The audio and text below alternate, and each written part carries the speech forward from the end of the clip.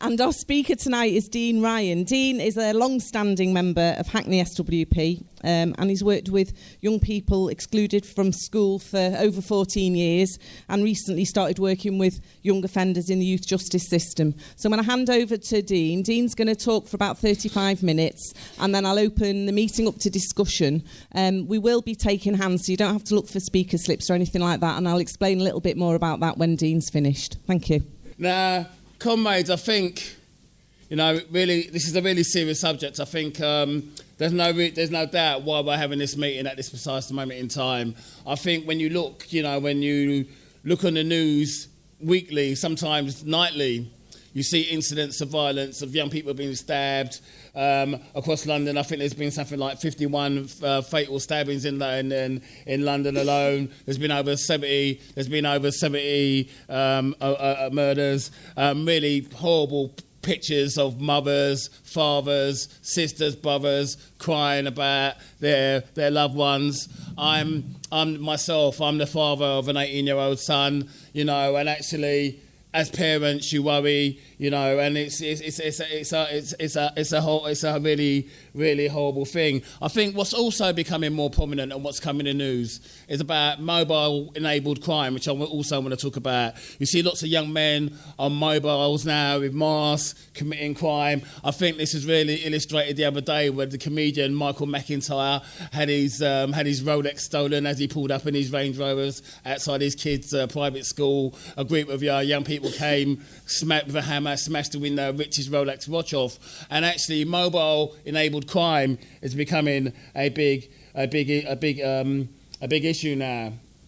But I want to put a word of check in, because I think as socialists and as anti-racist campaigners, we always have to be mindful and really pay attention to the media and politicians, because politicians love to use crime and the fear of crime to actually, to cover up for their own failings and actually to sort of push through rotten policies. And an example of this is after the 2011 riots, Boris Johnson, famously said, the reason why for the riots is because criminal gangs had organised the looting. Actually, this is rubbish. Actually, there was a survey by the London School of Economics that said, yet again, people were angry about another innocent black man being shot in cold blood, unarmed black man being shot in cold blood, and there was a lot of anger at that. But also, there was a lot of other stuff. Things like the government earlier that year had announced that it was getting rid of educational maintenance allowance for students, 16 and 17-year-old students. That was an allowance that paid them £30 a week and enabled them to study. And there was famously a guy who said, what do you want us to do if you take away our grants? Do you want us to start selling drugs? And there was a lot of anger on the streets. But, so I think we do have to be mindful about what politicians do. But, having said that, I think when we look at the situation today, and as someone who works with young people, I do have to say that there has been a spike in violence. There are some serious incidents, I work with young people who have been excluded from schools. I now work directly with young people who are involved in the youth justice system. And actually, over the last few years, quite a number of my young people have been stabbed. Thankfully, none of them fatally. Sometimes these stabbings are just tit for tat, rival gang stuff. Sometimes they're actually falling out within gangs. And sometimes it's just actually someone's just got into a stupid beef and someone's overreacted and whatever. But we are seeing more and more instances of that now. And it's funny because in response to this violence, before Amber Rudd had to fall on Theresa May's sword for the racist abuse of the Windrush, case, actually they brought out a document called Serious Violence Strategy. And it's quite a dry read, as you would expect, but if you read it, a lot of the stuff they say in it about attributing the spike in violence to the drug trade, and particularly a thing called county lines, actually is something that we've seen as professionals, but the government, as always, are playing catch up about it. Now, I first did a meeting on this topic in 2013, and it was called Drugs, Gangs and Racism. And when I did that meeting, what I did in the meeting, I sort of talked about what was happening then and drew a lot of comparisons with what happened when I was a young boy growing up in the 1980s, when I was sort of involved in what would have been called then a postcode gang. Now, I do say to my young people that I was more of a hood mouse than a hood rat because I was on the periphery of things. But nonetheless, I had that experience when I was growing up, and there were some similarities, and there still are some similarities. But one of the things I have to say, there's also been some stark changes in the last 5 years, which I'm gonna talk about. And actually, there's been a new research come out just recently by the London South Bank University, a thing called From Postcodes to Profit, which talks about the changes in the last 5 years. I know there's a little crew from Waltham Forest here, and I have to say to them, you man must be bad, because in your ends, there's bear gangs in your ends, all right? And I'll tell you, two of the most influential gang studies of the last 15 years have been based in Waltham Forest, so that's quite funny. There's this book here called Reluctant Gangsters, which I really recommend people read, and this is the follow-up called From Postcodes to Profit. And, you know, I think it's fair to say that 5 years ago, young people used to talk about getting involved in gangs because they were repping their ends. They were like, you know, defending their geographical area. There was a sort of pride, a false pride. Even sometimes if those young people didn't live directly in those areas and they were fighting people who lived in the same area that they did, you know, there was a thing about repping your ends. Actually, when you talk to young people now, it's not about that. It's about making money. It's all about peas, bruv. It's all about making serious peas. You know, peas stand for pounds. And it's like there's been a real change. So what I want to do today is sort of look at the socio-economic framework of which gangs spring up in, all right? And also want to look, if we're talking about violence and why are young people killing each other, what I want to do is actually use some of the voices of young people, actually, which have been contained in these reports, and actually find out, and actually what I've done in the last 6 months, partly because I've been working directly on a day-to-day basis with these young people, but partly as well because actually if you want to know the answer to why young people are killing each other, you have to look at the lives of those young people. So I've been doing some quite detailed profiles about the types of young people who are in young offenders institutions, about the sorts of young people who are in the youth justice system, and hopefully that will let you have an idea of what's going on. Now, the first thing I've got to say as well is when we look at history tells us this problem is nothing new. Actually, gangs have been around for thousands of years, and they were products of class society. When, you know, civilization started to develop into urban conurbations, actually gangs quickly formed not long afterwards. In fact, one criminologist has studied this, said this. He said, while police, sociologists and educators may disagree on the best approach to solve the problems associated with gangs, they do not disagree that these troubles are long-standing and nearly intractable. Historians have known that gangs have been part of civic life at least since the Roman Empire, when the capital city was often racked with violence between groups of mostly poor citizens fighting over turf, food, and in support of different political factions in the Senate. And anyone else who's ever watched films like Gangs of New York, Once Upon a Time in America, will also see that actually throughout history there's always been gangs which have come through. And I think when we look at the British crime scene in particular, I think the 1950s was seen as the golden era of the British crime gang. You know, the Craigs, the Richardsons, and so forth, in the 1960s, right? But what's changed those gangs actually is not some sort of mythical, you know, ideology where they were sort of nice and albums. What changed the situation was technology. As the same way technology changes our working lives, actually technology changes criminal lives. Back in those days, bank robberies involving small conspiratorial bands were the order of the day. That's how they made money, and they had to keep quiet because, you know, they didn't want the police to know about their activities.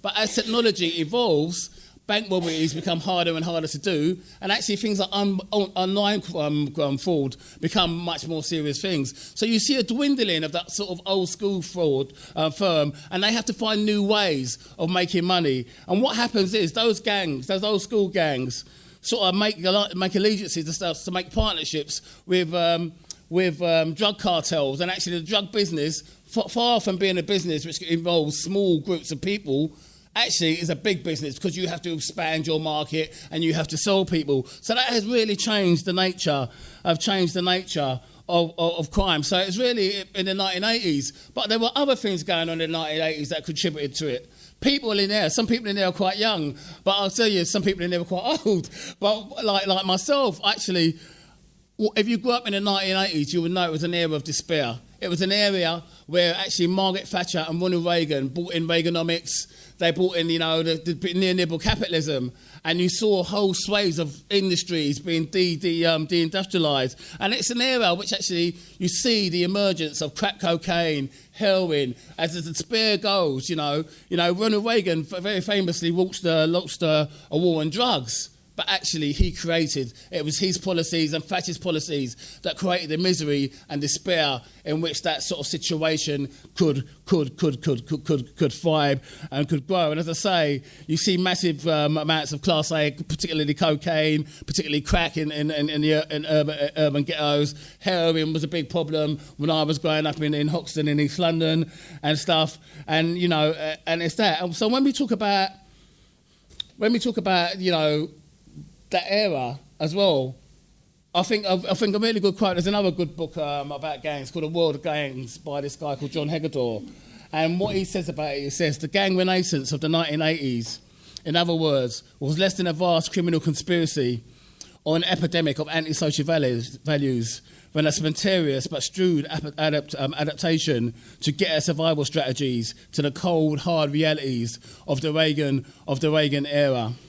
So, moving on to this period now, we can see how actually capitalism has become more entrenched, neoliberalism has become more entrenched, and actually so too have gangs and the drug industry. And actually the last 30 years of neoliberalism have created, not just in Britain, but across the globe, sort of the conditions for gang culture to spread. And when we look at the modern 21st century drug cartels, actually they model themselves very much on the corporations, on the capitalism and stuff. It's really good, actually. There's a really good study. There's a book here called Narconomics, How to Run a Drug Cartel. And this guy, he's an economist. And he did a study. And what he says about the cartels is this. He says, look again at the cartels. And the further similarities to legitimate business becomes clear.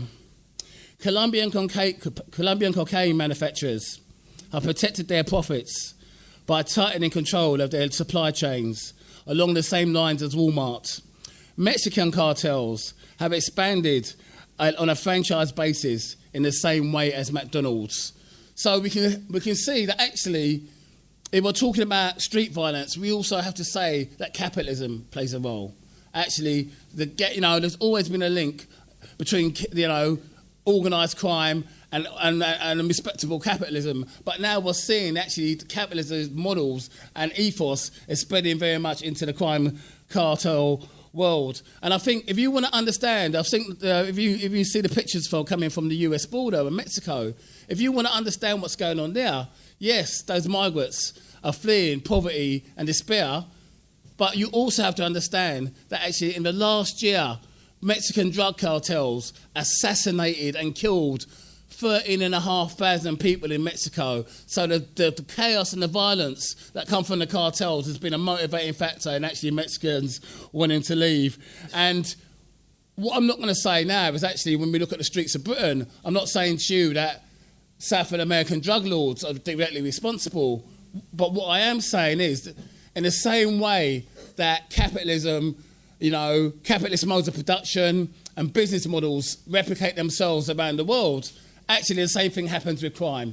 And actually when you look at the models that cartels, that drug gangs set up, there's all a basic principle, And again, I think my man in economics sums it up brilliantly when he says, in a normal company, if an employee steals or a supplier fails to provide goods that have been paid for, the firm can get redress from the courts. A drug cartel obviously can't. If a courier makes off with a stash of cash or an importer fails to deliver a shipment of drugs, the only way a criminal organisation can enforce its contracts is with violence, which is why a capacity to intimidate and kill is at the heart of every drug cartel success. You know, and that's something that we have to say is really fundamental. That actually, criminal gangs, actually it's estimated now that the cocaine industry is worth something like £300 billion a year, and to keep control of that, there has to be a large amount of violence. And in the same way that in the favelas of Brazil or the barrios in Mexico, the gangs and the cartels target vulnerable young people. Actually, in our own ends, in Hackney, in Brixton, in Haringey, in Waltham Forest, these gangs do the same thing. And I'm going to go on to talk about more about the drug trade. But before I do that, I just want to have a little break and talk about mobile enabled crime, because offences have been going up really rapidly. I think there's been something like 22,000 offences, mobile-enabled crime offences, in the last year. And when we look at where most of these offences occur, they occur in the central London boroughs of Camden, Islington, Kensington, Chelsea, and Westminster. What do we know about these boroughs, particularly after Grenfell? We know these are boroughs which have vast disparities between rich and poor. And we see young poor kids know that actually they go to those boroughs, they're going to see people with the latest mobile phones and stuff like that. But what's quite funny is that actually 5 years ago, phone snatching was seen as quite a low level, what they called roadman crime. It wasn't a crime that had any worth. It was a bit what they call bait, too conspicuous, all right? But what's changed that? What's that changed that? And I think there's two factors that's changed that. I think the drugs industry, particularly for those what we call youngers, the young people who get sucked into it, who get actually groomed and sucked into it, it's very, very exploitative. And I think there's a number of young people, some of the profiles of young people I'm meeting who have committed those crimes are young people who come from some of the old school career criminal families who actually maybe want to have a little bit of independence and stuff. So I think there's been a bit of a break for independence. But the other thing, and the main driver for these crimes is, back in the day, stolen phones were sold in dodgy shop corners, street corners, or someone would say to you, do you want to buy one, mate? Actually, that's not the case now. If your phone gets snatched and is in an upper street, it's more likely to end up in Lagos or Mumbai, because actually organised criminal gangs now actually have a situation where they ship them, they have technology to disable them. The reason why they snatch your phone while you're using it is so they can put it on aeroplane mode and they'll take it to a man. One of my young people was caught with something like the 25 phones in his bag from a single day, and actually you find that equates to serious P's, right? So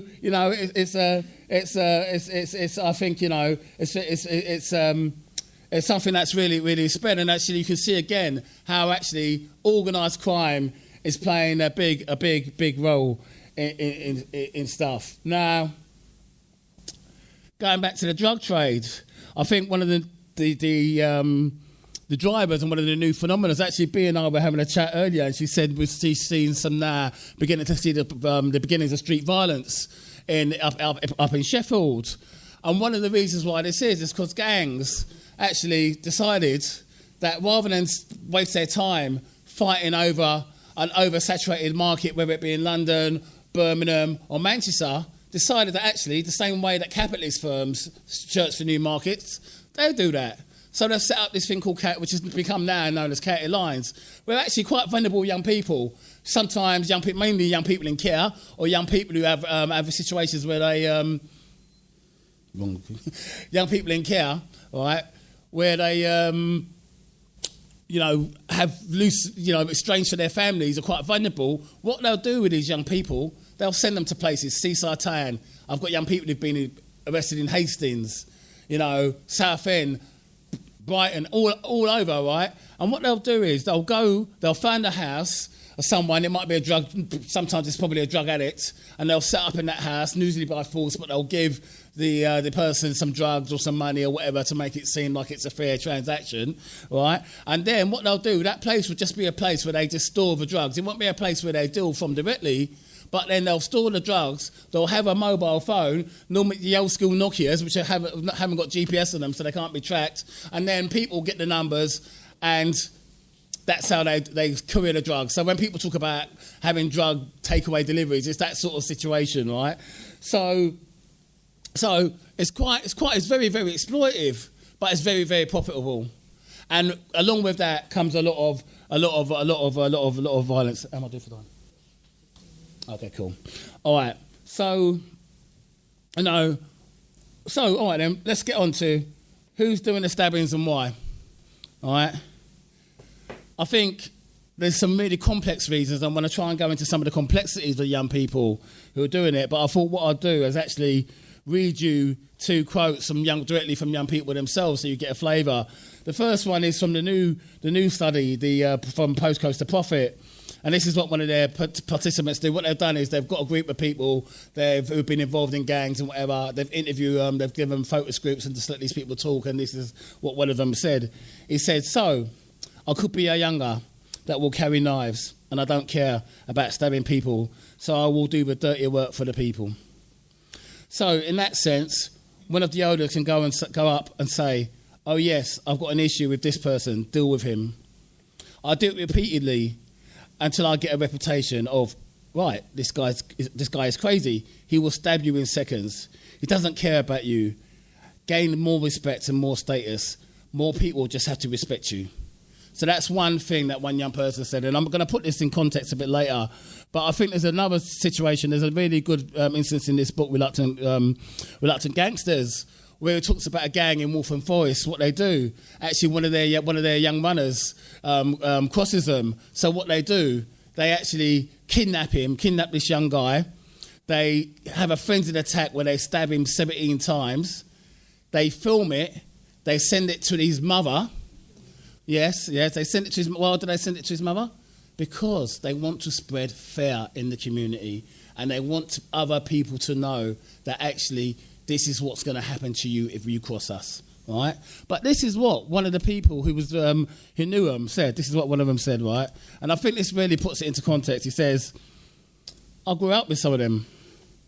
Some of them were really nice blokes, but that's just the drugs. That's just the drugs business. Everyone does it. It's kind of expected. It's terrible, but these blokes aren't nutters." So when we talk about the drugs trade, creating violence and stuff, I actually do believe that a lot of people, young people as well, who end up in the random stabbings have got a lot of issues, and we'll talk about them more. But you can see how actually the drug trade has to create this sort of code of violence within it. Right? I think if we look at guns as well, actually Britain's not a country like America where there's lots of guns circulating in the around, right? But the data on guns is quite mixed in this country. There have been some young people who've been caught with the latest sort of semi-automatic weapons, and actually the theory about them is that organised drug gangs, particularly sort of Eastern European, Albanian drug bands, are actually smuggling guns from Eastern Europe and giving them to those young people directly, so those young people can control their drug enterprises. All right, so that's one thing. But actually, a lot of the guns that have been seized are sort of old reconditioned models. And it turns out there's quite a black market from people who recondition guns, actually manufacture bullets and stuff like that. But actually, in the course of my research, what I did find out is actually there's one group of young people in this country, right, who have been taught to use guns from a very, very early age. There are a group of young people who actually have access to shotguns and rifles, right? And they're taught how to use them routinely. Actually, these young people, they're the sons and daughters of the gented aristocracy in the countryside who have access. Those young people are never going to be stopped and searched, unlike the people we work with, you know. And moving directly on from the gented aristocracy, I think, you know, one of the things that the media likes to do, you know, is to portray gangs as a problem solely in the black community. You know, is this the case? You know, this is what they say. He said in Reluctant Gangsters, he's done a study of 5 different boroughs, and what he's done, he's called them the red, white and blue boroughs, and he's codified it. He says, although in the red, white and blue boroughs, the majority of gang-involved young people were black, African, Caribbean or mixed heritage, a substantial minority were white and South Asian young people were involved. However, although ethnicity was a shaping force in local street cultures, it was clear that the violent gang phenomenon is not reducible to the question of race. Glasgow has a legacy of inter-gang violence perpetrated by white men that stretches back for over a century. In certain parts of the city, men in their 70s and 80s still claim affiliation to local gangs. Similarly, the violent gang conflict in Liverpool, which hit the headlines in 2007 with the murder of 11-year-old Rhys Jones, involves mainly white adolescents and young people and young adults. Indeed, in seeking an explanation for the gang phenomenon, we have found that social class offers a more salient explanatory schema than race. So we can see that actually in different parts of the country, particularly in Glasgow, there was violence which had nothing to do with ethnicity. It's more to do with poverty and class.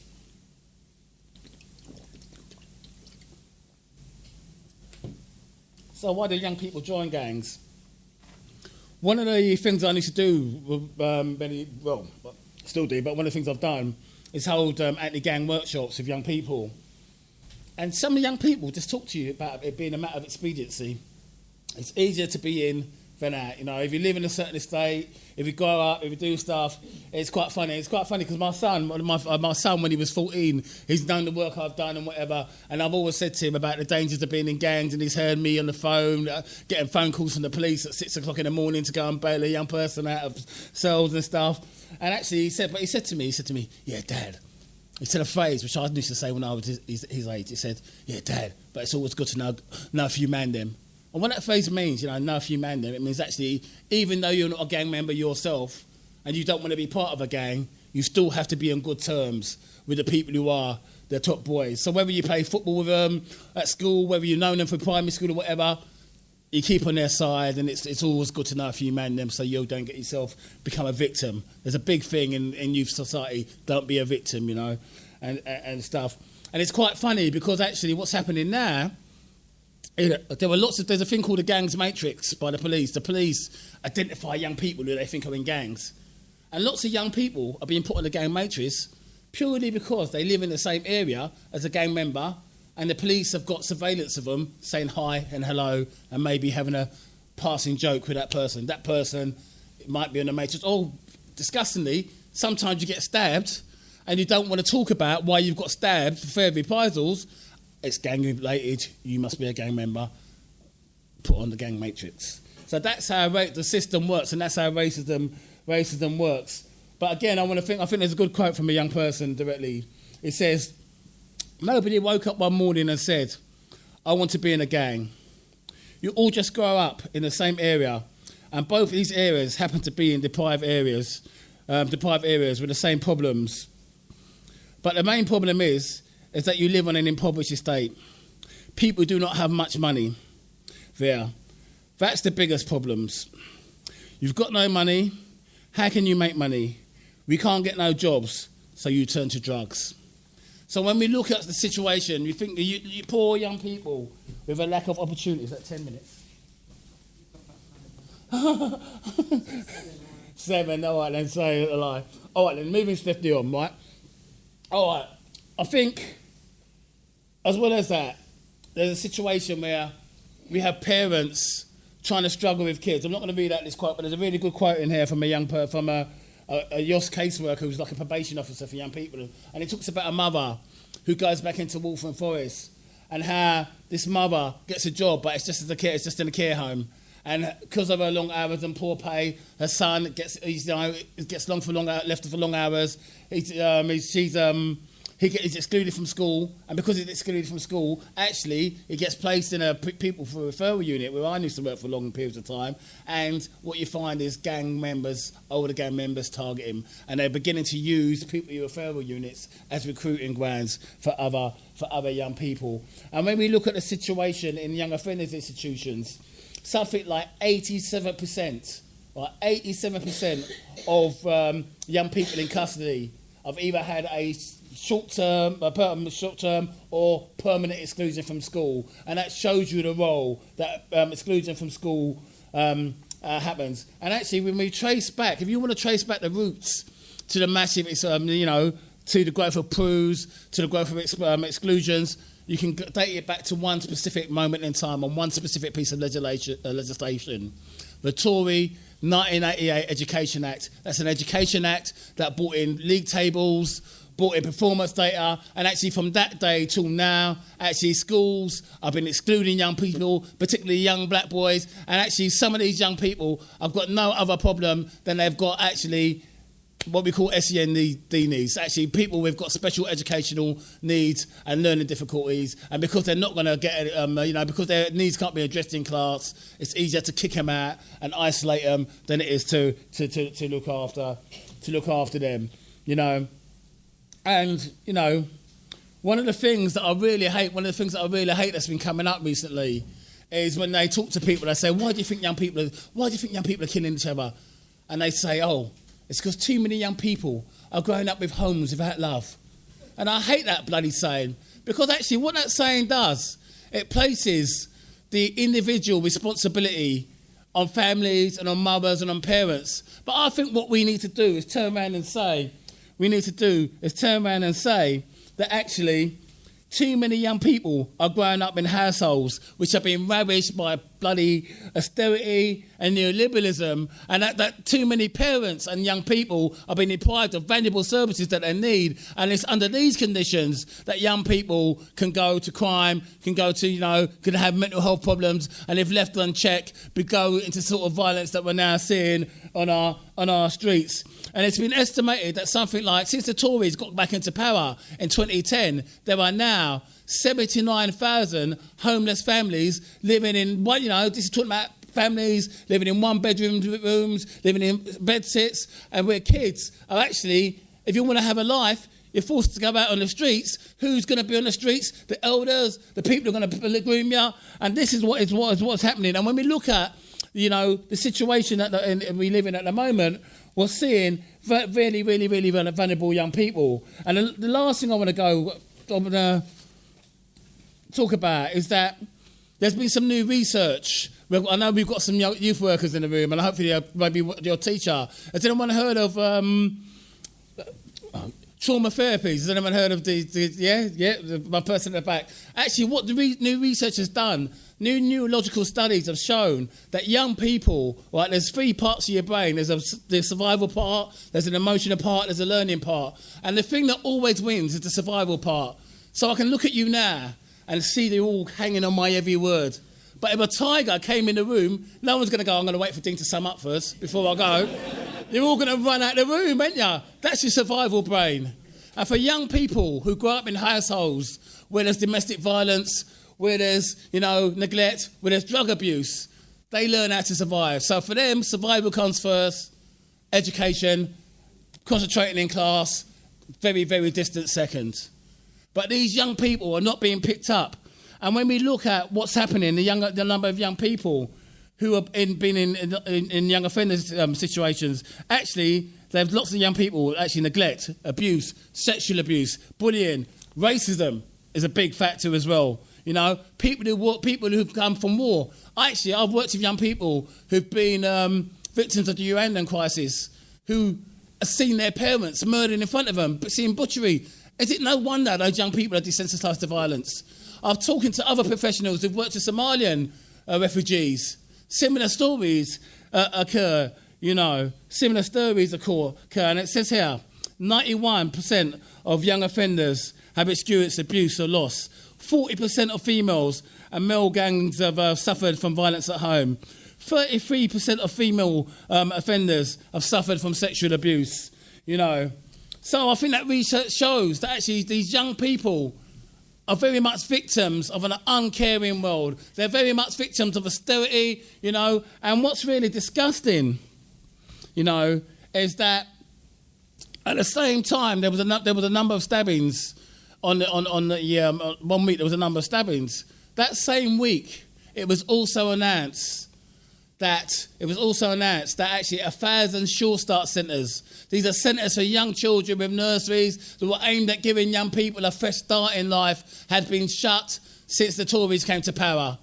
So that shows you, when we talk about young people, actually young people from an early age are being placed in a very, very, very disadvantaged way. Now, I've overrun my time nearly. Anyway, quickly, I'm sure we'll talk about it in the discussion. But just a quick thing: people say, "So what's the answer then?" One thing that comes up time and time again: let's give the police increased powers. Let's have more stop and search. Are these the same police officers that killed Rashan Charles, that killed Esden Da Costa, that killed Harry Stanley, Roger Sylvester, Joy Gardiner, Christopher Alder, you know, and Sean Rigg, to name but a few? No, actually, history has taught us, my own experience has taught us, that actually when we look today, actually we see that the police are part of the problem, in a sense, you know, that they are people who actually racially stigmatise young people, harass young people, and actually we have to say that no, we're not calling on some of the stuff. One of the things I think that actually was really seriously need to do, you know, is talk about legalising drugs and decriminalising drugs. Because lots of young people, lots of particularly young black boys, are being caught up in the legal justice system for having small amounts of cannabis. Actually, Canada has just done it. Even some people, William Hague has just come out, Tory William Hague has just come out and said that he thinks that cannabis should be legal, you know, and stuff. And actually, the biggest thing I think's the main thing is actually when I talk about Sure Start centres, when we talk about youth clubs, when we talk about youth facilities, right? These are all things that we need to fight for. All right, I've got some stuff which I'm not going to got time to go through now, but I'll maybe bring it up later. All right, and I think that it's really important that as socialists that we have the argument with that actually these young people are young people that are being failed by the system. They're not mad young people. They're not young people who just there's nothing innate about them. Actually, the chaos on our streets today is actually a small taste of what's happening in South Africa.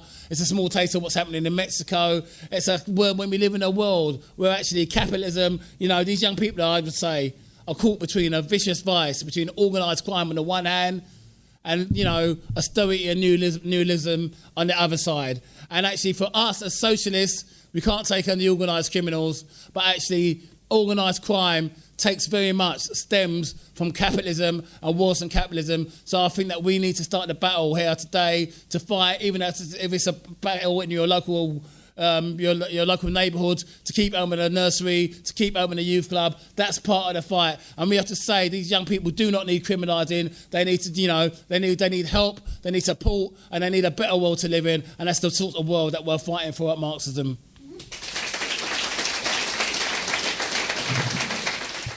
Okay. I was once into the gang life myself, and the thing is, the way I look at it, that one of the things that's causing young people to kill each other is rot in society. Now, where I live, there's been a closure of a community centre, and since that community centre is closed, there's been an increase in kids roaming around the streets at night because they got nowhere to go and nothing more to look forward to, because that community centre was creative with everything. And the thing is, I myself was in a gang, but they were a scooter gang that were riddled with racists, if you could imagine such a thing. And anybody who was active in anti-racist campaigns in the past will know that these scooter and mod gangs sell drugs, carry knives, and back in the 80s and early 90s, they attacked black artists on stage. Now they're re-emerging with this decade of Grand Depression, as I call it, because there's economic decline, no more jobs to look forward to, and even what jobs you can get are very low paid. And so some of them think, oh, we'll sell drugs and make our money that way. But despite the threats and despite the fear of being switchbladed, I left that gang and became sort of laid low for 4 years. And then eventually, about a month ago, I ended up joining the Socialist Workers Party because I feel there should be a fight back and young people getting organized. So, thank you.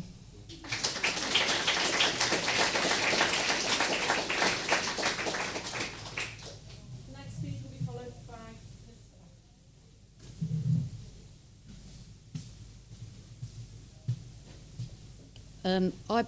I work with young people. I'm a solicitor, so I defend young people when they get arrested, when they carry knives, when they stab each other, when they do moped-enabled crime. And this meeting, the title of this meeting is Why Are Young People Killing Each Other? And I think from the beginning we should just turn this completely on its head and say, why are we, and I mean society, not the people in this room, why are we killing young people? And the reason I say that is, what are we doing to young people in society today? What have they got to look forward to? What do they have in terms of thinking about where they're going to live, where they're going to work, any kind of future or career? I think being a teenager today must be absolutely dreadful. Being a parent of a young person today is quite frightening, I think, about this at this stage, because of how bad society is and what's happened with schooling, with exclusions, with parents working 2 jobs, 0-hour contracts, austerity, all of that.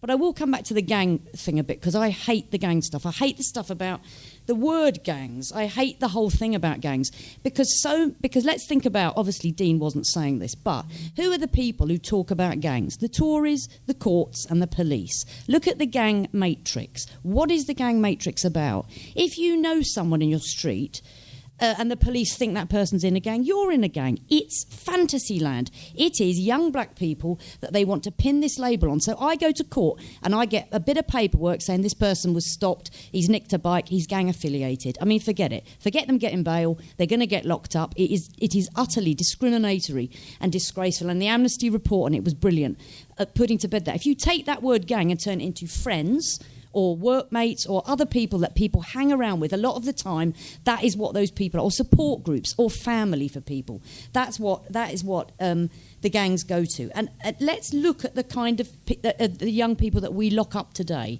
I mean, obviously, I spend most of my life trying to not get them locked up. We have got the lowest age of criminal responsibility, 10. We lock up more young people in this country than most other European countries.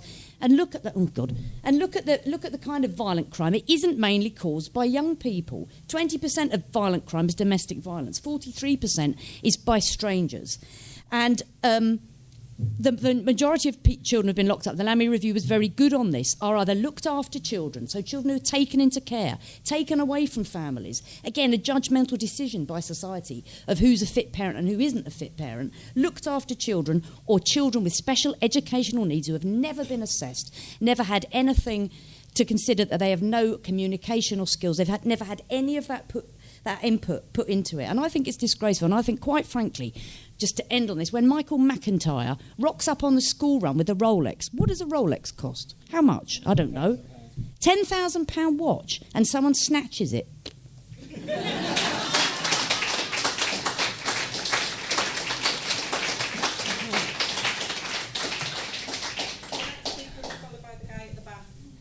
I think one of the worst things about neoliberalism and austerity is the way that it's stealing young people's aspirations, because the jobs that are available now are low paid and low skilled.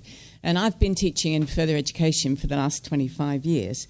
And when I started, you could go into the construction department and you could get an employer recognised qualification in plumbing, in painting and decorating, in carpentry, without being able to write particularly well. It didn't matter. These days, what's replaced decent jobs is so-called apprenticeships, which is just an excuse for poverty pay for young people. But in order to get an apprenticeship, to get through an apprenticeship, even if it's in a manual trade, young people have got to achieve English and maths at level 2. And I was spending 6 hours on a Friday, 3 hours maths, 3 hours English, trying to teach rail track pre-apprentices. This is all young men who were learning how to lay steel rail track. I was exposed to teach them what alliteration and metaphor meant. And of course, you can't inspire. Well, I certainly couldn't inspire them. Surprise, surprise. One of those students was shot. One was stabbed. And one ended up in prison after stabbing somebody else.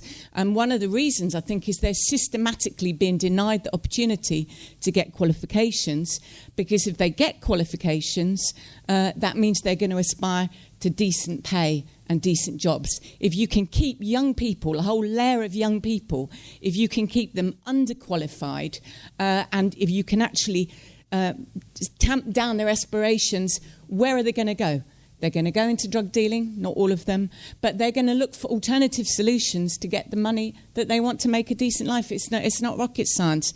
So I think what we need to do is to fight for not just for decent education as a right and not a privilege, but for decent pay. And that means unionising low-paid workplaces, and it means fighting for a decent living wage across the board, so that young people actually have something that they can aspire to.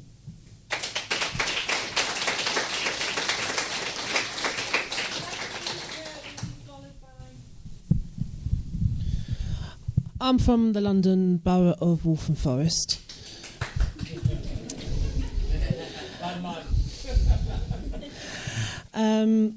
I say firsthand, I've had friends who were stabbed and killed.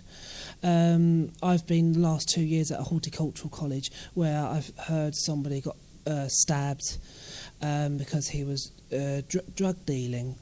And with so many problems that are happening, one of the biggest things that I've heard here that's causing a lot of this is gentrification. Now, gentrification is obviously one of the many things that is to do with the big problem that we need to defeat is that's capitalism, and building big fancy buildings with dodgy cladding that led to like the Grenfell fire. And they are planning within Walthamstow. For give an example, there's a town square where I'm having our Pride this year.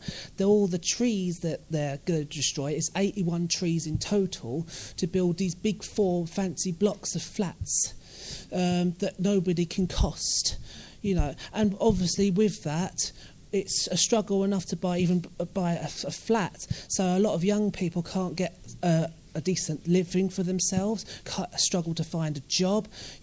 Food prices are rising up, and all this is under austerity as well. And as somebody's mentioned, with the education system, the exams are longer, they're more complicated. I know that because I did the exams this year. I did GCSE English. I had to do 2 papers over 5 hours long. How can somebody cope with 5 hours? That's just ridiculous. And I know so much because I struggle with exams, a person with disabilities and mental health problems. And I used to, when I couldn't do something right, I used to bash my head against the table. With this system that's getting worse, it's not helping these people. So what are people left with, including with the 0-hour contracts, not to forget?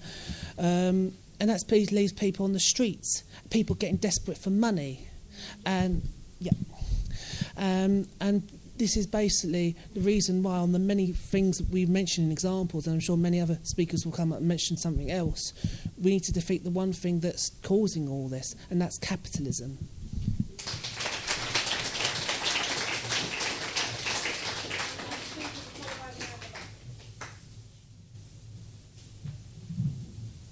First of all, I'd like to thank Dean very much for tonight's presentation. It's very awe-inspiring, and it brings back memories. I used to be I'm born and bred in Waltham Forest, by the way, still live there. If we had one murder a year, it was news. Now I wake up every morning and I just think, I'm so glad my son is born white and not born black. So my heart goes out to you and every parent of what goes on. If I go back to when I was a counsellor, I used to sit on education appeals. And one particular day I got called to Holy Family School. And I go to the education appeal and I look around the room, and it's quite noticeable that this is a Catholic school. Everybody there is Catholic. and those that are not Catholic are black. And I was the odd one because I was a white Christian, Church of England. So I had no idea what the appeal was about. Anyway, a young lad comes up, and if you remember, the black kids used to like tram lines in their hair. It was fashion at the time.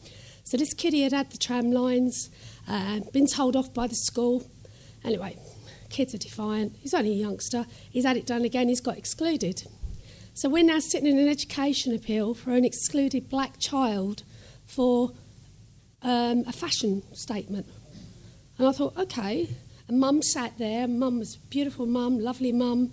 And I just thought, and they rocked up and they all said, yeah, he's out, he's gone, he's not. I went, what? I said, hell, let's have a little bit of common sense here. I said, there's a decent mum sitting there with a young boy that's, he's a clever lad, he's bright, he's just got caught into a culture of this tram lines. Surely you're not going to ruin his education and ruin his life because of being defiant. I'm sure he's learnt his lesson here today. Well, I managed to turn around that whole meeting because I wasn't Catholic, because I didn't go to that Catholic school, because my children at that time didn't go to that school, they did later. I was able to bring some common sense. But when listening to what Dean has just said, it's made me think back now, what if that child had been permanently excluded?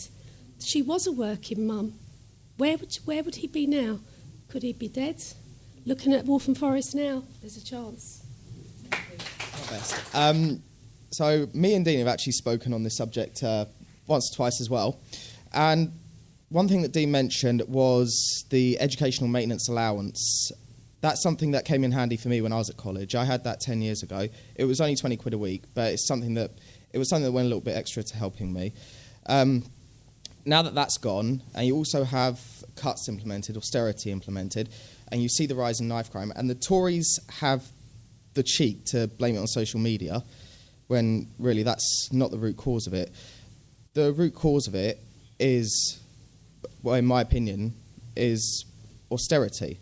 One of the main causes for it is because the person before me is 16,000 a year, and he's expected to do so much. It's bullshit, really. No one should. They should be given proper training. They should be given proper pay to help these kids. And while they're growing up in poverty at the same time, they're also attracted by the money that comes from dealing drugs, getting involved in these gangs. And a lot of them, they put themselves in danger, either getting arrested or getting killed themselves. And the Tories are the ones who implemented this, and they just completely try and wash away. They try and deny the fact that it's their actions that have led to the rise in knife crime. I live in Hackney myself, and we saw knife crime go down for a little while, but that was gentrification. Criminals were just getting, drug dealers or whatever, they got arrested, but we're seeing a spike in knife crime, and it's no coincidence that we're also seeing more and more cuts being done to education, more and more being done to, for mental health services as well. That's not a coincidence. They are correlated, they are connected. And I suppose I should finish on the best thing is get rid of the Tories.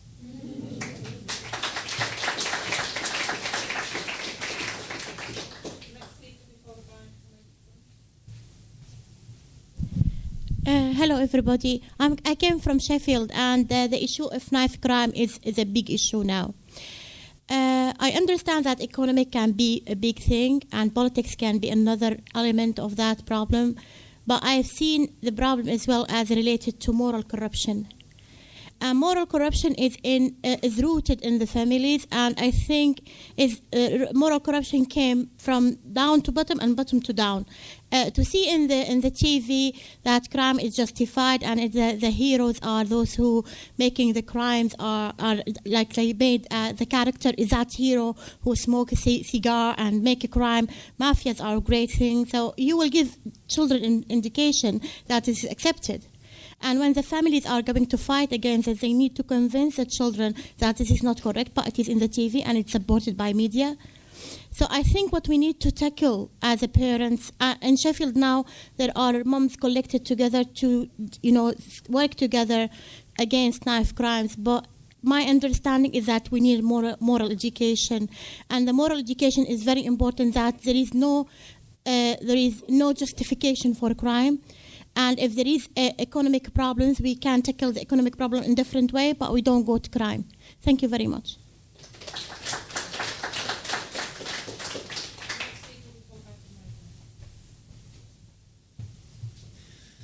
Hi. I wanted to spring off of some of the stuff that the teacher mentioned earlier. I wanted to just link in. Just want to link all this into with a bit of prevent. Most of prevent is usually based around Islamophobia and the idea that apparently all Muslims are terrorists and other such nonsense like that. But again, this is encouched within racism, and there's a little cartoon actually I saw a little while ago of a teacher, who's just carrying this massive ton of books, and written on the side is all the things that a teacher is expected to be. So he's a social worker and a healthcare worker as well as a teacher. And there's just this massive pile of things that a teacher is expected to be these days, and this is despite, of course, all the nonsense on top of things which a teacher has to do with regard when teaching that they're expected to do, because we know the teachers' workloads are like at this point. You've got classes of 30 to 40 children and an absolute massive unnecessary paperwork on top of it. You can't do all this. It's impossible. But so you end up unable to actually have the energy and the ability to do the job you need to in the first place, and you end up having to, and you end up getting prevent coming in and saying, "Oh, just refer them to us to help us deal with them." So it ends up becoming not just Islamophobic things, but you probably get that with knife crime as well, and anyone who thinks going into a gang, and. We know these services are racist. We know that they will be absolutely terrible. We know that it will be absolutely terrible, and they won't actually help these children. They'll go into they'll just get sent straight to prison, to be honest, and they won't actually bring them the education and the support that they need. So I just wondered if you get a comment on how prevent might be sort of influencing that, and what we can do to sort of link in with that as well.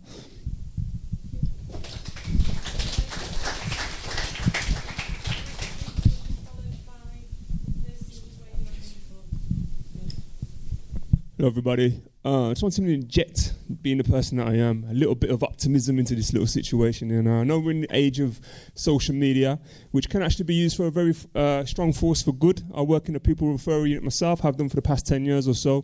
And now I'm a freelance poet as well. I visit schools all around the UK, delivering literacy enrichment workshops, helping kids to develop their expressive skills through, a lot of them are into hip-hop and a lot of them are into rap. Just leading them into a bit more of their literacy confidence, basically getting them a bit more engaged, having them boost their confidence and their self-esteem. Now, with the internet, come opportunities as well. We're seeing a massive change, a massive shift in economic forces in terms of, we're seeing massively established high street chains going down the drain. Recently we've seen Toys R Us go, Woolworths before that, Blockbuster. We're seeing a massive shift, and we're seeing at the moment young people using this opportunity to actually build businesses. I don't know if any of you may have heard of Dan TDM. Ask your grandchildren or your children, they'll go, yeah, I know him, yeah. This guy talks about Minecraft and Skittles in a passionate way to the camera, distributes it on YouTube, and is worth £12 million. So social media can be used for good, but obviously our young people need to be shown how to use that. And I think there's a massive skill gap in order to teach children or young people how to use social media in a more responsible way. And I think one of the things as well, I went to an interesting discussion a couple of weeks ago, and there was on about how teachers are not allowed to obviously interact with their pupils online. Well, you know what? For many young people, the teacher is the only positive role model in that young person's life. And that teacher could actually be showing that young person how to actually use social media more responsibly. So I think there's a lot of discussions to be had. Obviously, today is just the tip of the iceberg, and I got a lot to say about. I really empathise with Dean, and I want to thank him as well for his talk and everyone's input today. But yeah, I just wanted to just say as well, school is not the epitome of deciding the future of our young people. We are. For every negative comment, you need 7 positive ones to re-establish the balance in someone's self-esteem. And I think one of the major things what many young people suffer from, is being able to make positive choices. But if you don't think positively about yourself, you won't act positively for yourself. So I think in any opportunity you can, keep positively reinforcing the young people, even if just open the door. Oh, well done, you're super kind. Just go over the top with empathy and show them that their strengths. Because school doesn't really play to pupils' strengths. So help them to be a bit more self-aware by giving them that positive input as much as you possibly can. Okay.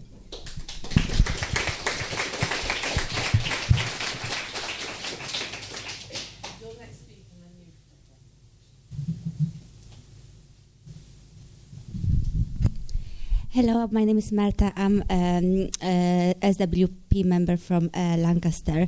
I work in a women's refuge with children who experience domestic abuse. And one of the many problems that we're facing is that there is no early intervention services available in our area at all. Our organization, the charity that I work for, used to have like early support service for children and young people, but we lost tender, so we don't have it now. Our service used to have children and young people worker till March this year, but we lost funding because this post was considered as a luxurious. So that kind of makes us wonder what is position of children and young people in our society. And to me, children and young people are one of the most oppressed group in our society, and if we fail to protect them, if we fail to support them, then we definitely need to do something about it. Joining SWP is really important to understand that we need to be united to support any struggle, and particularly regarding children who at the moment there is really not many facilities for them. Children centers have been closed down. It's just proves how we value them, and it seems like they only important when they are kind of on agenda of ruling capitalist class to be used for their narratives, and it's disgraceful. We need to make sure that we protect them and support them no matter what. Thank you.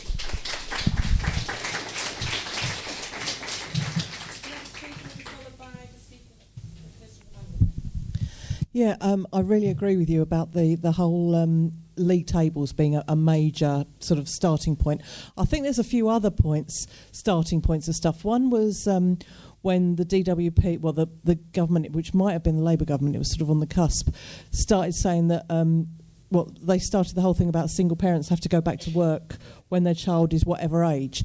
Now, that's all very well, and it's great that people are in work and perhaps they're joining unions and stuff, but actually with the 24/7 society, it's made two things happen. One is that kids who used to make money from things like Saturday jobs or evening jobs, that doesn't exist anymore because they're being the parents are doing it. And the other one is that kids are being left on their own, unsupervised. I mean, I know health workers, midwives who work overnight and leave a 12-year-old looking after a 10-year-old and an 8-year-old, and it's happening all the time. And there's going to be some big sort of tragedy or terrible thing that happens at some point, and then they might maybe look at it again. But the whole you must work and the 24/7. But what I really wanted to talk about, which you didn't mention because no one ever does, is adventure playgrounds. I worked in adventure playgrounds for years and years. And they are the best places in the world. They are places run by kids mainly. I mean, there's adults there to help and look after them. They're brilliant, but they've been cut to pieces because they were bunged into, when Ilya went, they were bunged into the education departments, and you have to have schools and you don't have to have adventure playgrounds. We fought madly, so luckily there are still 12 left in Islington, but I think there's none in Camden, there's none in Hounslow. They've halved the number in Kensington and Chelsea. Three of the ones where I used to work, one of them is now a car park, one's a school, and one's housing. So, I mean, we fought and saved loads and loads, but I think it's the sort of adventure playgrounds, the sort of places that you don't really notice, and maybe you don't know about, and maybe you should know about, and make sure you do know about, and make sure if there are cuts happening, which there are all the time, that you get involved and fight for those spaces, because they are real kids' spaces where kids from 5 upwards, it's supposed to be to 16, but the old ones always used to drop in, including the ones who are excluded from school, and it's something that really needs to be fought for. And if you hear about anything going on in your local area, get involved, please.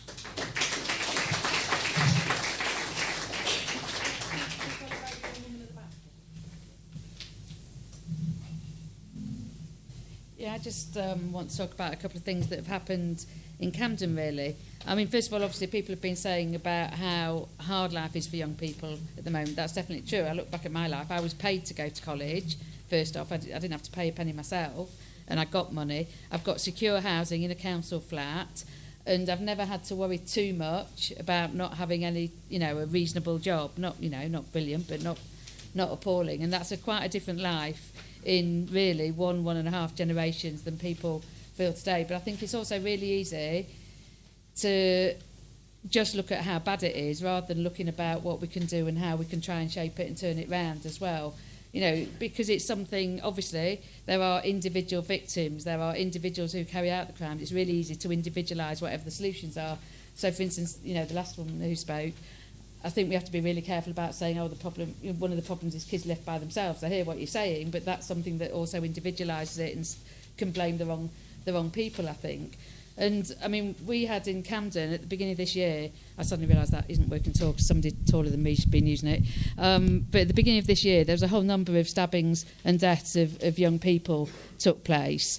And the response, I thought, was really interesting and really, really good, because a number of the parents got together who were worried about what was happening to young people. They thought, who do we know who can campaign about it? The people who they knew were the teachers in the schools. So they went to the NEU to talk to them about what to do. And the other people who they knew were the youth workers, so they came to Unison to ask about what they can do. So we ended up early this year having and then the other interesting thing was how they decided to campaign. Some of them, the young people, had been on the marches, the silent marches for Grenfell, so they organised a silent march. And we had a really good silent march of 1,000+ people, young people, parents, trade union banners going through Camden. Now, Camden's like a lot of boroughs. A few years ago, I was trying to remember the exact year, but it's 5-6 years ago, there was massive cuts to the play and youth services. We do have some adventure playgrounds, but actually they used to have fantastic ones. Because they had the protest, they got the local councillors to come and speak at it, they got the local MPs to come and speak at it, and now they had the bizarre announcement of the person who a few years ago announced to their team, oh, that's it, we're cutting the play service, there's nothing we can do for it. Now, as announced, of course, isn't it marvellous, we've got the money to fund the play service and open it. Obviously, we send a message of don't trust the person because they did close it and they're wiping that bit out of history. But the campaigning, having a collective campaign, using the experience of what we know about how you can organise, means that there's a possibility for a solution that isn't about either blaming some of the wrong individuals or actually at times despairing about what the future holds for our kids as well.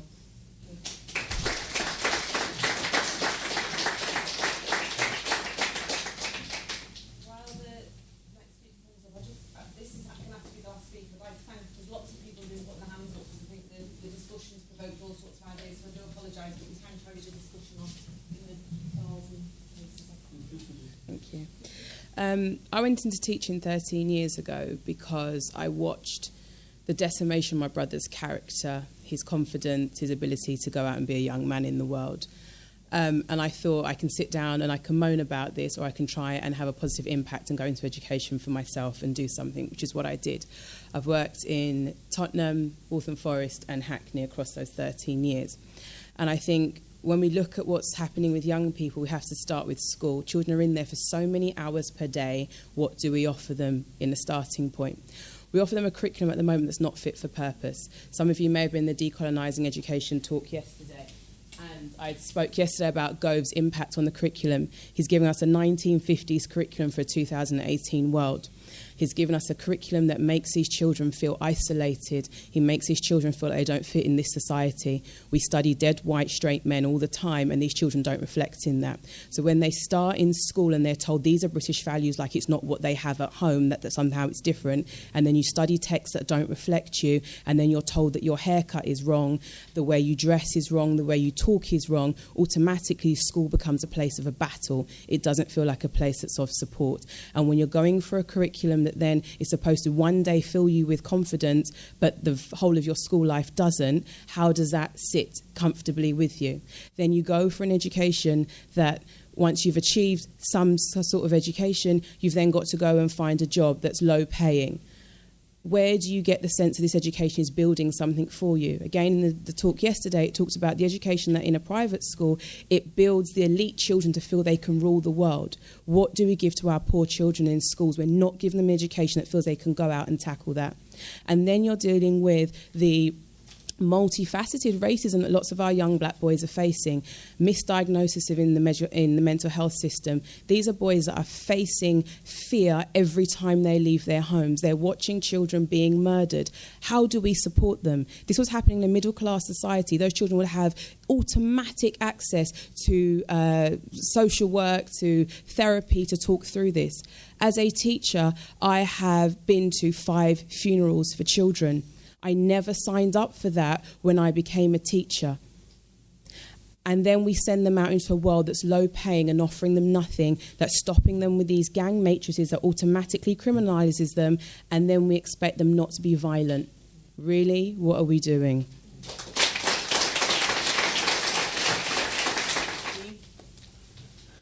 Yeah, comrades, thank you for that very full discussion. There was lots of stuff that came up. I left out loads of stuff and I got criticised for something which I'm going to come back to. But I have to say, first thing I want to talk about, it's really important. You mentioned prevent, and I think actually, for me, thankfully, personally, I've not had to work with any young people who've been through the prevent programme. But I do know of workers who said that actually some of the young people, they feel like actually they're under pressure to, just because a young person supports Palestine or comes in with a symbol that says we don't like US imperialism, those young people then are made to feel like they're criminals or terrorists, and it's absolutely disgusting. And one thing we do know is actually one of the young people, Michael Al-Jabalaji, who was implicated, who was one of the murderers of Lee Rigby, was actually radicalised because he was actually went through the prevent programme and was put through it. So that shows you around that. Now, just on the thing about gangs, I think Claire's right. I think when we talk about gangs, that in the first meeting I did, I went through a big thing about saying that we shouldn't criminalise young people for hanging around together, because there's lots of peer groupings who just mates who hang out and stuff. And actually, what's quite good from Post Host to Profit is a young person says, yeah, we were just hanging around, but then the media started calling us a gang, so we thought we might as well call ourselves a gang too. So it shows you how the media does that. But actually, what was quite funny was 5 years ago when I did this meeting, we got a friend who lives in Portsmouth who used to be a teacher in East Ham, but she was then at the time teaching in Portsmouth, and she said to me, "Oh yeah, we had this discussion in our school staff room." She said there's a group of boys who started smoking by the swing area at the back of the school. And when she said smoking, I thought she meant like burning the herb. You know what I mean? And it was just they were just like having a cigarette after school. And she said that one of the teachers came in the staff room and said, "What we need is a gangs policy in our school." For what? A group of kids having a fag at the back of the bike shed, you know what I mean? So I think we really need to be careful about how we describe people. Unfortunately for me, I work in the youth offending service, so the young people who I work with are young people who fit the criminal traits, who are actually involved in criminal enterprises, who call themselves stuff, who are known by themselves and others by a certain name. So that's why I've used the term gang in here. I want to go to the adventure playgrounds thing, because actually I think I'm a real passionate defender of green spaces. One of the things, like my partner's there, and one of the things I said to him when my son was growing up, get him into sport, take him to the park, have some fun. Because we were growing up in the middle of Hackney. And I'll tell you something, right? Someone mentioned gentrification as well. And in the last meeting, I spoke about gentrification in Hackney. I talked about how we've lost so many places, nightclubs, traditional places that we need to go, and we've been forced out. And as a consequence, I'm a dog walker. As a consequence, like I've got my little dog taking for walks in the evening, and you see that actually parks are the only free spaces available for working class people now. And you see, actually, we've got a black Angolan Portuguese speaking community in Hackney. You see lots of them out, thumping their music. You also see Eastern Europeans, you see Lithuanian. You see lots of people all in the park. Turkish, we've got a big Turkish community in Hackney, having picnics, some with families, some kids having a cheeky zoo on the side, or whatever. But actually, these public spaces are really, really, really important. And I think, we have to fight to the death to protect these places, I think adventure playgrounds, I need to be a play worker. That's how I got into working with young people. And it's really, really important that we do defend these things. Now, the stuff about tram lines as well, about academies, it's absolutely disgraceful that actually kids, we live in a world now where there are so many complex issues for young people, right? Britain was classed as one of the worst places by the World Health Organization to be a teenager, right? Because of anxiety and stress. But we live in a world now where the school system is becoming more elitist, more a thing. I had a row. We took my son out of school because on the coldest day of the year, right, it was snowing, it was icy on the roads, right? My son was in an academy, right, which was the only school, was our local school. We fought to keep it open, but when we lost the battle, we had to send him to that school. He came home, right, one day, his hands were red raw. I thought, he's lost those gloves I bought him. As you would do, as you're an angry... I went, what are you done with those gloves? He went, oh, no, Dad. He went, they wouldn't let me wear them in the playground because it went against school policy. They had an insignia on them. What sort of world are we living in when the kids have to freeze in a playground because their gloves don't meet the school dress code? That's absolutely disgusting, but that's the world that the education system... Actually, the Tories have created it, but actually, a lot of people are saying, rightfully saying, kick out the Tories, but actually Tony Blair was a firm believer in our academies, and I think actually we can go around Europe, we can go around the world, and we can see that this sort of ethos is spreading, and this is the ethos that we need to crush and we need to defeat, And actually, something else Claire said, she said about, actually, this is one of the worst places, someone said that actually teenagers and children are one of the most oppressed groups in society, all right? Actually, with this meeting is about young people who have got gangs who are stabbing themselves, but actually, these are the people who are going to be in the headlines, all right? I've worked, actually, I'm not going to lie, working with excluded kids and young offenders is quite tough work sometimes. And for a couple of years, about 6 months ago, I was actually working with young people who we call the schoolophobics. What the schoolophobics are is they were increasing the number of young people who have anxiety issues, which mean they don't leave the house now, which means they can't go to main school. And actually, there's a growing area, which is not talked about a lot, but there's a growing area of young people who have such deeply ingrained anxiety problems that actually they can't face the world. And part of the reason why they can't face the world, these are not the middle-class kids who are joining gangs. These are not the working-class kids who are joining gangs. These are middle-class kids, predominantly middle-class white kids, or actually kids who come from what do we call traditional middle-class, high-achieving families. And part of the reason why that is the rotten education system we have. Some young people have had to sit through 24 exams this summer. What sort of education system puts young people through that? And is it any wonder that we've seen increased rates of teenage suicide? We've seen increased rates of actually higher education suicide. And we're talking about young people here, who have been made to see. So I fear for the young people I work with, but I also fear for the young people who are out there. I want to go on to the stuff about moral corruption. I think you've got on very dodgy ground when you start talking about morals. Whose morals are we talking about, you know? Actually, we can blame individual families because we think you're too materialistic, you're too this, too that. One of the most shocking things this year is that Meghan Markle's wedding dress cost £389,000. That is £50,000 more than it would have been to put safe cladding on Grenfell Tower.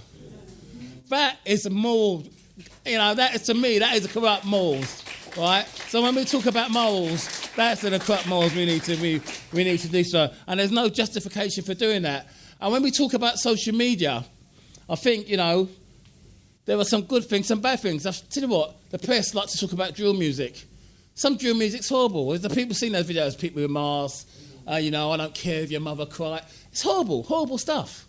Actually, I've never heard anyone complain. There's my favourite grime artist is a guy called Dave. Dave's done it. People should go and Google it. Dave did a song called Question Time. And he's, you know, he said, Dave's, the opening line has got some questions for the new Prime Minister. How did your heart get so sinister? And he talks about Grenfell Tower. He talks about his mum being a nurse. He talks about stuff. I think he calls out Jeremy Corbyn as well. He says, actually, I want to believe in you. But what's going to be different between you? And I think it's a really intelligent song.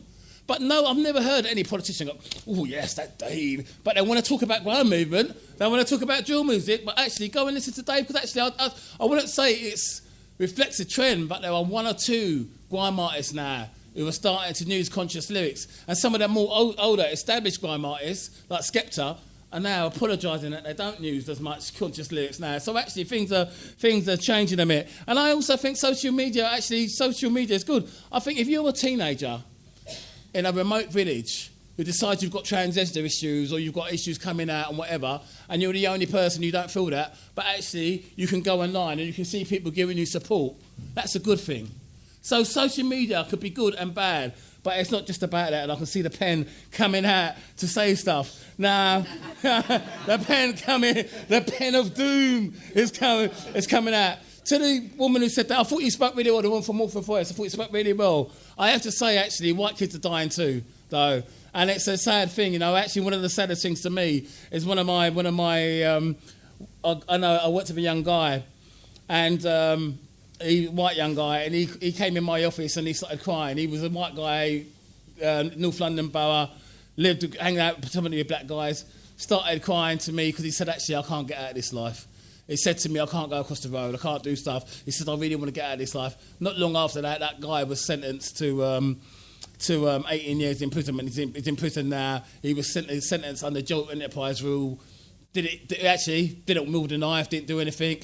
Was guilty by association because he knew these people, you know. And actually, I have to say, we're here, you know, many of the victims we see are predominantly black in London, but across the globe, as I say, up in Hull, in the North England, in former industrial towns, we're seeing lots of young people who are leading shit lives because actually government policies, because of deprivation, because of poverty. So we're fighting for the liberation of anyone. And I will say, like, the thing I want to end on is the reason why it's important, it's important to talk about fighting for everything from A's up. And the reason why I mentioned the Sure Start things is when I did this trauma training, right, about finding out about young people's brains and stuff.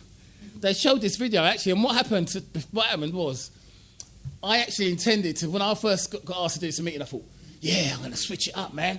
I'm going to get some videos, I'm going to show some stuff, I'm going to do a little presentation. And actually, life gets in the way. I've had some personal issues going on, which meant I couldn't do it. But what this video is, it's a video, the psychologist showed a video of a young baby, and they got the mum to sit in front of the young baby. And she said to the mum, don't respond to your baby for 1 minute. Don't say anything, don't do anything, just stay straight-faced. And you see this baby go, and within 20, 30 seconds, because the mum is not interacting with the baby, this baby starts crying, starts bawling, starts becoming really, really, really distressed. And actually, that's because human beings are social, interactive animals who need care, who need nurturing, who need love. And it's quite upsetting to watch that. But this is what's happening. More and more parents are being forced to work long hours. More and more young people are being put through oppressive systems where actually, if if your brain doesn't work in a certain way and it takes you a little bit longer to figure something out, the teacher hasn't got time to teach you, so you're going to go. And then you get put in a pupil referral unit. And when you're in a pupil referral unit, because you're angry, because people can't work you out, workers who work in there try their best, they work hard. But because you can't work in there, actually, what happens is those kids get left by the wayside and they become prey to some of the stuff that happens, And I think it's really, really important that we keep fighting, we keep organising. And the reason why I wanted to talk to you about the baby stuff is because actually, even though I didn't have time to put the baby stuff in my video, I know in my meeting, because I belong to an organisation, the Socialist Workers Party, all right? I know that actually I've got things going on in my life that mean that I can't always be active. But because I belong to a party that's organising, that's fighting, it means actually I know that when Trump comes to Britain next week, there's an organisation, there's a demo. I know the very next day when Tommy Robertson's crew come, there's an organisation that's going to be there. And I'm going to say to you today, if you're not in a party, this is why you need to be organised. This is why you need to fight, so you can be part of an organisation that fights. And for people who've come in here and are saying, actually, what can we do to fight knife crime on the streets? I've said to you there's some simple answers. Yes, I think we need to be fighting for to say we need to decriminalise drugs. We need to make sure that young people are not, put in the justice system because they smoke weed, which actually most countries now think should be legal. Right? One of the things that we need to do now is actually make sure that we fight against austerity, we fight against racism, we fight against poverty and injustice, and make sure we create a world where young people are not, young people at one end are not exam ridden to death, and at the other end are not neglected. That's the world we're fighting for. And if, as I say, join the Socialist Workers Party so we can keep fighting for that world and make the world a better place for our young people to grow up in.